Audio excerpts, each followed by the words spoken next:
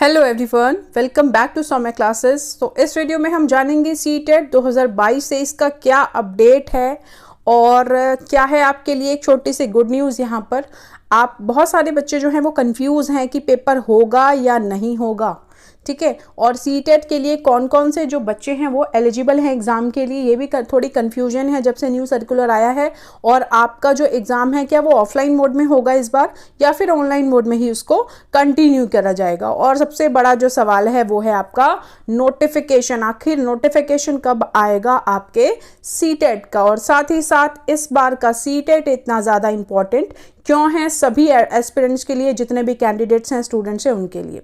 तो इन सभी के बारे में एक छोटा सा डिस्कशन हम यहाँ पर करेंगे, चीज़ों को समझेंगे और यहाँ पे देखेंगे कि आखिर क्या दिक्कत आ रही है। और सबसे बड़ी बात है कि सीटेट इतना ज़्यादा इम्पॉर्टेंट क्यों है इस बार, और आपके लिए एक छोटी सी गुड न्यूज़ है वो क्या है।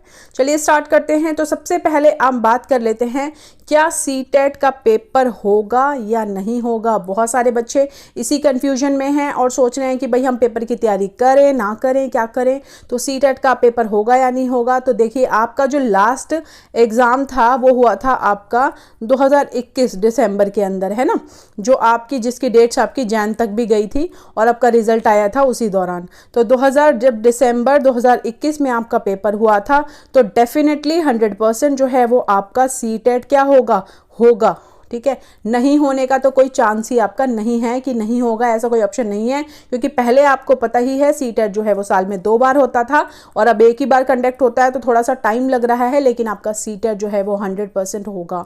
ये तो आप बिल्कुल ध्यान में रखें, ऐसा ना करें कि भाई सीटेट होगा नहीं होगा पता नहीं, हम अपनी तैयारी करें ना करें, तो ऐसा बिल्कुल आपने नहीं करना। दूसरा सवाल है आपका जो ऑनलाइन होगा या ऑफलाइन मोड में होगा, किस मोड में जो है वो आपका एग्ज़ाम कंडक्ट होगा। तो भाई देखो, आपका ऑनलाइन मोड एक बार हो चुका है स्टार्ट, ठीक है। अगर ऑफलाइन मोड होना होता तो अब तक नोटिफिकेशन आपका जो है वो आउट हो चुका होता।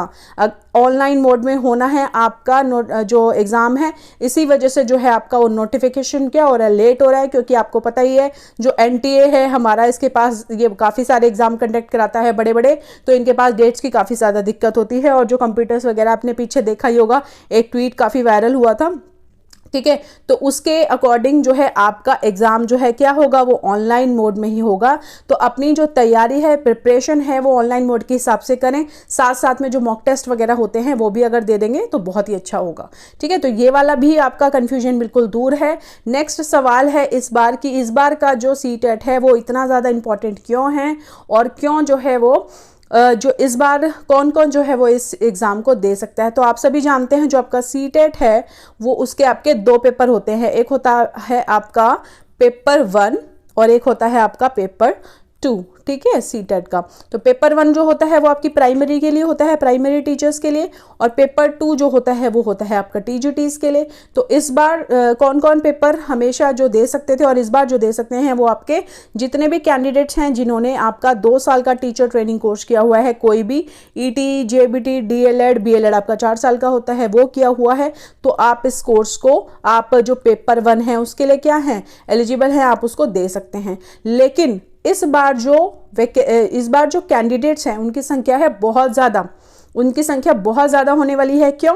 क्योंकि इस बार जो अपीयरिंग कैंडिडेट, एक तो बीएड वाले भी होंगे साथ में जो पेपर 1 को देंगे, ठीक है। साथ में जितने भी अपीयरिंग स्टूडेंट है टीचर ट्रेनिंग कोर्सेज में, चाहे उन्होंने कल ही एडमिशन क्यों ना लिया हो, वो सभी क्या हैं इस पेपर को देने के लिए एलिजिबल हैं। तो इसका मतलब ये भी है कि आपके जो पेपर का लेवल है वो भी क्या होने वाला है, थोड़ा सा अप होने वाला है। क्योंकि बच्चे ज़्यादा होंगे तो मे बी ये भी चीज़ थोड़ी सी हो जाए, थोड़ा सा आपका जो एग्ज़ाम लेवल है, पेपर का लेवल है वो थोड़ा मुश्किल होगा ही होगा। क्योंकि आपको स्टार्टिंग से ही जो है इन्होंने बोल दिया कि भाई आप जो है पेपर दे सकते हैं। पहले सेकंड ईयर का होता था, फाइनल ईयर में है तो आप अपना एग्ज़ाम जो है वो दे सकते होते थे, लेकिन अब जो है वो आपने अगर एडमिशन लिया हुआ है, आप चाहे फर्स्ट ईयर है, फर्स्ट सेमेस्टर है, किसी भी उसमें हैं, तो आप जो है इस एग्ज़ाम को दे सकते हैं, ठीक है। साथ ही जो इस बार बीएड वाले कैंडिडेट्स होंगे उनका भी क्राउड होगा जो पेपर 1 को देंगे, तो इसलिए भी ये जो है ज़्यादा यहाँ पे बच्चे आएंगे आपके, ठीक है। तो अब जो है नोटिफिकेशन आखिर कब आएगा मैम, नोटिफिकेशन कब आएगा? तो नोटिफिकेशन अगर आपका ऑफलाइन होना होता तो बिल्कुल अब तक आ जाता, क्योंकि इसमें डेट्स की दिक्कत नहीं आती है। तो क्योंकि आपका ऑनलाइन मोड में हो रहा है, एंटी एग्ज़ाम कराता है, तो आपका जो नोटिफिकेशन है वो डिले हो रहा है, लेट हो रहा है। तो मान के चलिए आप दिसंबर में तो काफ़ी मुश्किल है पेपर होना, तो जैन में भी अगर आपका पेपर होगा तो नोटिफिकेशन आप मतलब देखिए वैसे तो कभी भी आ सकता है, जो भी है वो आपका एनटीए के ऊपर है कि वो कब इसको डालते हैं, सीबीएसई वाले कब इसको डालते हैं जो आपका एग्ज़ाम होगा। ठीक है, तो वैसे जो है आप मान के चलिए कि जैन तक तो आपका होना ही होना है, जैन टू फैब आप मैक्सिमम लगा लो, अगर इतना भी है ना तो भी आपके जो है नोटिफिकेशन वो नवंबर में आने के चांसेस हैं।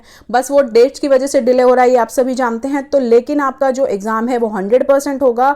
आप जो है ना नोटिफिकेशन का वेट ना करें, इसका वेट मत कीजिए।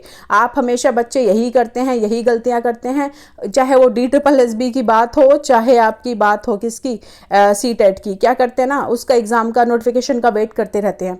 ठीक है, नोटिफिकेशन आएगा तब कुछ करेंगे, तब पढ़ाई करेंगे, तब तैयारी करेंगे। तो नोटिफिकेशन आप जब आपको पता है कि नोटिफिकेशन आने के 1.5-2 महीने के अंदर आपका जो है वो पेपर हो जाता है, तो उसके बाद आपके पास कितना टाइम बचेगा तैयारी के लिए? तो अपनी तैयारी पे ध्यान दीजिए। नोटिफिकेशन तो आ ही जाएगा, आज नहीं तो कल आना ही है उसने। ठीक है, तो बाकी जो है एक जो मैं कह रही थी कि भाई गुड न्यूज़ क्या हो सकती है, तो गुड न्यूज़ ये है भाई कि आपकी जो DSSB की वैकेंसी आउट हुई हैं उसमें आपकी प्राइमरी टीचर की वैकेंसी नहीं है। प्राइमरी टीचर की वैकेंसी उसमें नहीं है। मैं यहाँ पे आपको उसका स्क्रीनशॉट दिखा दूंगी। तो इसका मतलब ये है कि जो नेक्स्ट वैकेंसी अब TGTs के बाद, अब तो नेक्स्ट स्लॉट TGTs का ही आएगा, लेकिन जब PRT की जो वैकेंसी आएगी वो आपकी PGTs के साथ आएगी 2023 के अंदर। ठीक है, 2023 के अंदर आएगी। तो होप सो आप मान के चलिए कि आपका ये वाला चांस तो कम से कम जो है वो रह गया है। यहाँ पर जो है आपको PRT की अगर वैकेंसी होती तो काफ़ी सारे जो कैंडिडेट्स हैं, स्टूडेंट्स हैं, वो निराश हो जाते हैं कि भाई वैकेंसी आउट हो गई है और अब हम सीट अब पता नहीं कब होगी। ठीक है, तो ये चीज़ ना सोचें। जो PGT की वैकेंसी आपकी 2023 के अंदर आने वाली है, मोस्ट प्रोबेबली न्यूज़ जो है वो यही है कि जो आपकी PRT की वैकेंसीज़ हैं, क्योंकि अभी आपका इसका वही चल रहा है प्रोसेस, PRT की नेक्स्ट वैकेंसीज हैं वो इन PGTs की वैकेंसी के साथ आएंगी। ठीक है, जिस तरह से अब नोटिफिकेशन आया है TGT का, उसके अकॉर्डिंग यही है कि PGT 2023 में जो वैकेंसी आएंगी उसके साथ आएंगी। तो आपके लिए एक अच्छी खबर है, अपनी तैयारी को ज़्यादा अच्छे से करें, बेहतर तरीके से करें, और इस बार का जो सीटेट होगा उसमें आप इसको ज़रूर क्रैक करें, ताकि जो भी नेक्स्ट नोटिफिकेशन आएगा DSSB की तरफ से उसमें आप एलिजिबल हो टीचर के कोर्स के, मतलब टीचर जो भी आपका पोस्ट होगी उसके लिए। ठीक है, तो यहाँ पे ये सारी चीज़ें हैं। एस्पिरेंट ज़्यादा होने वाले हैं, आपका पेपर का लेवल थोड़ा सा आपका अप पाएगा ज़रूर से। ठीक है, तो ये सारी चीज़ें हैं। नोटिफिकेशन का वेट ना करें, अपनी प्रिपरेशन को करते रहें, और आपका जो एग्ज़ाम है वो ऑनलाइन में मोड में होगा। ये आपका 100% है, मतलब 99.9% तो यही है देखिए कि आपका जो एग्ज़ाम है वो ऑनलाइन मोड ही होगा। बाई चांस कुछ ऐसा हो जाए, कोई अलग से कोई नोटिफिकेशन आ जाए, ऑलरेडी इन्होंने अपने नोटिफिकेशन में क्लियर किया हुआ है कि हम एग्ज़ाम जो है वो ऑनलाइन मोड पे लेंगे। तो ये सारी चीज़ें जो हैं वो थोड़ी अपडेट करनी थी। बच्चे थोड़े कंफ्यूज हो रहे थे, परेशान हो रहे थे।